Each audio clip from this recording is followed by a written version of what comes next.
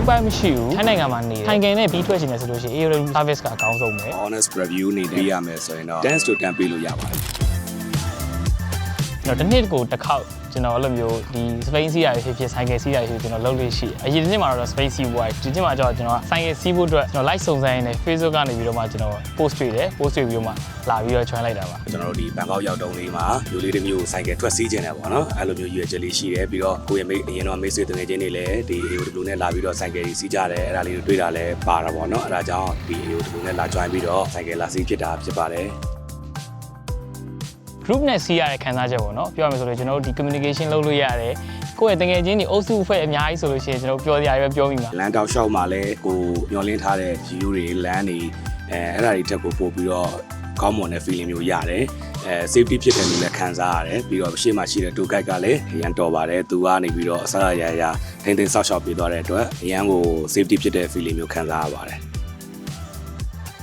လမ်းတောက်လျှောက်ကတော့တောက်လျှောက်အမှတ်တရတွေပဲအကွေလေးရန်လမ်းတွေရန်ကောင်းတယ်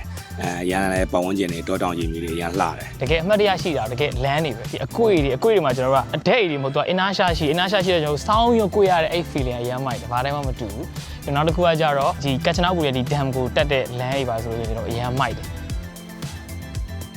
dance to တန်ပေးလို့ရပါတယ်ဘာကြောင့်လဲဆိုတော့သူတို့ပေးတဲ့ service နဲ့သူတို့ယူထားတဲ့ငွေကြေးတန်ဖိုးနဲ့ဆိုရင်ဒါတန်တာထက်တောင်ပိုတယ်လို့ကျွန်တော်တို့ပြောလို့ရတယ်။ဘာကြောင့်လဲဆိုတော့ cycle ကျွန်တော်တို့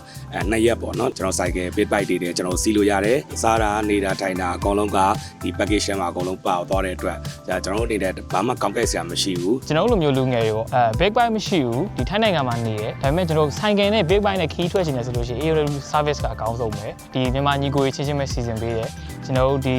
ကက်ချနာဘူဒီနောက်မဲဟောင်းဆောင်အများကြီးကျွန်တော်တို့ AOW မှာ event တွေတော့အများကြီးရှိတယ် page ကနေပြီးတော့မှ update တွေတင်လို့ရှိလို့ရှိရင်အများနဲ့တွားရောက်ကြည့်ပေးဖို့ပေါ့နော်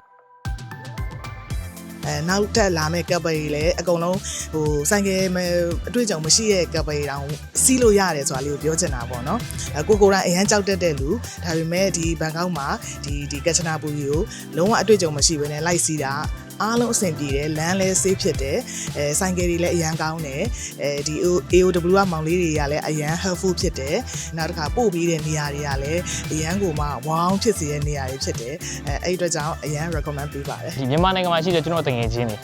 ဒီကိုမှာတော့ပြပိုက်ရှိရဒီထိုင်းနိုင်ငံကိုလာပြီးတော့လာစီးမယ်အခက်အခဲရှိရဆိုလို့ရှိရင် AOW service ကအများတန်း ready ပဲကျွန်တော်ဘန်ကောက်ရောက်တဲ့အချိန်မှာ AOW နဲ့လာ join ပြီးစီးလို့ရတယ်130ကိုရင်မခုံမဲ့စီးလို့ရတယ်မြန်မာနိုင်ငံမှာဆိုရင်တော့100ကျော်လောက်စီးပြီဆိုရင်အကုန်လုံးပြည့်စည်တက်ဆောင်ကြည့်နေရတယ်ကြောက်နေရတော့မှဖြစ်လာမယ်အနေနဲ့ပေါ့နော်ဒီမှာစိတ်ချလက်ချ